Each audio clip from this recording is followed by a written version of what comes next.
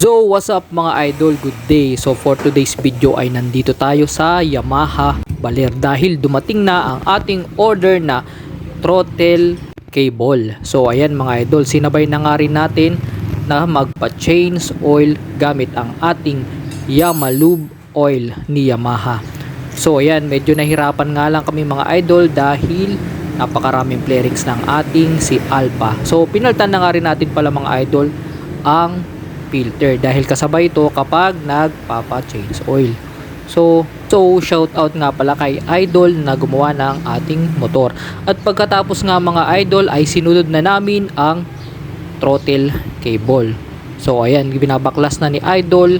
So bakit nga pala ako nagpalit ng throttle cable mga idol?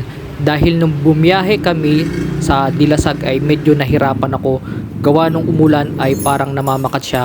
Kaya ang ginawa ko ay bumili na lang ako ng bagong cable para mas malambot siya. At yun lang mga idol ang ating for today's video. Maraming salamat sa mga sumusuporta sa aming vlog. Yun lang at bye bye.